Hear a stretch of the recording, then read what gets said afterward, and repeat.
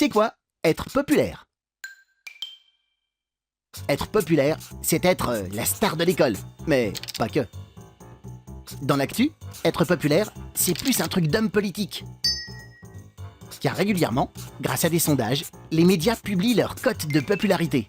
Et c'est un peu leur bulletin de notes. Car plus la popularité est haute, plus l'homme politique et son action est apprécié des Français. Mais comment sont faits ces sondages? Déjà, les sondages sont toujours commandés par quelqu'un, une entreprise, un journal ou un parti politique. Celui-ci se pose une question, comme « Est-ce que le président est apprécié des Français ?» Il va alors payer une entreprise de sondage pour avoir une réponse à cette question. L'entreprise sélectionne un échantillon de Français, de tous âges, de toutes régions, et au niveau de richesse varié. Ils représentent les Français. Chaque personne de ce groupe va être appelée au téléphone, et on va lui poser la question. « Appréciez-vous l'action du président ?» On comptabilise les oui, les non, et les « je ne sais pas ». Et avec ces résultats, et pas mal de calculs savants, on finit par avoir une idée de la vie générale des Français. Mais attention, un sondage, ce n'est pas la vérité. C'est une tendance, une esquisse dessinée à un moment précis. C'est pour cela que parfois, un homme politique avec une très forte popularité peut voir sa cote dégringoler en quelques mois. Pourquoi c'est un jour spécial, vendredi 13? Le 13 du mois tombe un vendredi, au moins une fois dans l'année, parfois 3. Ce jour-là, des millions de Français espèrent avoir de la chance, pendant que d'autres craignent un coup du sort. Mais d'où viennent ces croyances sur le vendredi 13? En partie de l'influence de la Bible sur notre culture. Le vendredi 13 y est associé à la mort de Jésus.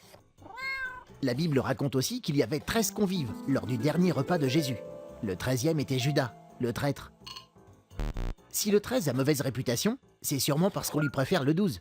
On compte 12 mois, 12 heures, 12 signes astrologiques. Il y a même 12 dieux romains en haut de l'Olympe. Le 12 représente l'harmonie. Alors, le 13, ça fait des ordres. Sais-tu qu'en Espagne, c'est le mardi 13 qu'on redoute? Et ailleurs, d'autres chiffres font peur. En Italie, le 17. Et en Chine, le 4. Et puis, il y a ceux pour qui le vendredi 13 porte bonheur. Peut-être à cause des super cagnottes de loterie. En réalité, les chiffres et les dates n'ont pas de raison particulière d'attirer la chance ou la malchance. Mais quand on est superstitieux, on fait plus attention à ce qui nous arrive un vendredi 13 qu'à un autre jour de la semaine. On est alors persuadé que ce qui se passe arrive parce que c'est vendredi 13. En tout cas, le vendredi 13 reste un vendredi, le dernier jour avant le week-end. Et ça, c'est une chance. Est-ce que l'école est obligatoire? En fait, ce n'est pas l'école qui est obligatoire, mais l'instruction. L'instruction, c'est toutes les connaissances et le savoir qu'on t'enseigne à l'école. La loi dit que tous les enfants entre 6 et 16 ans habitant en France doivent recevoir cet enseignement. Il peut être donné hors de l'école, par exemple pour certains enfants handicapés ou qui partent en voyage longtemps avec leurs parents.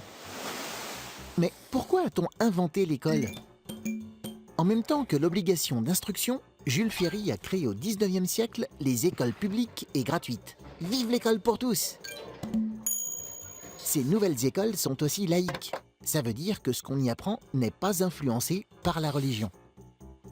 Dans beaucoup trop d'endroits du monde, les enfants n'ont pas d'école où aller et sont obligés de travailler. Aller à l'école est une chance. C'est la chance pour chacun d'accéder à des études, pour apprendre un métier qui lui plaît. Mais aussi d'acquérir des outils, comme la lecture ou les maths, pour comprendre le monde et se forger sa propre opinion. L'école donne à tous la même base de connaissances, à partir de laquelle chacun peut cultiver sa curiosité. Et puis, à l'école, on apprend à vivre ensemble, surtout dans la cour de récréation. Et ça sert toute une vie. Alors, ne va pas à l'école parce que tu y es obligé. Vas-y pour en profiter.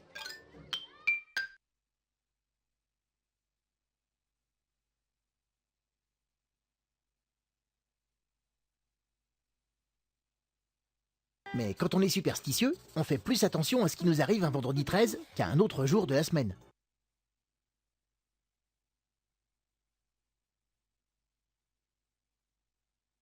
Si le 13 a mauvaise réputation, c'est sûrement parce qu'on lui préfère le 12.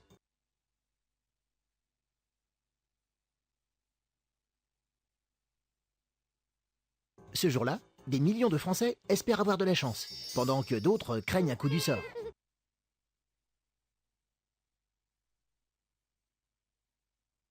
Car régulièrement, grâce à des sondages, les médias publient leur cote de popularité.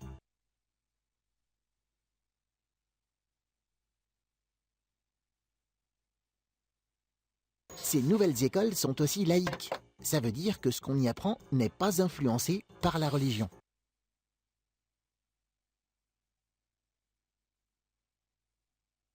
Aller à l'école est une chance. C'est la chance pour chacun d'accéder à des études, pour apprendre un métier qui lui plaît.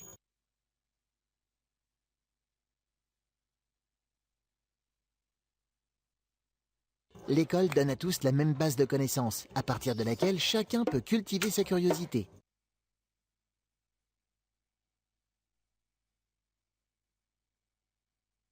Cet enseignement peut être donné hors de l'école, par exemple pour certains enfants handicapés ou qui partent en voyage longtemps avec leurs parents. On est alors persuadé que ce qui se passe arrive parce que c'est vendredi 13. En tout cas, le vendredi 13 reste un vendredi, le dernier jour avant le week-end.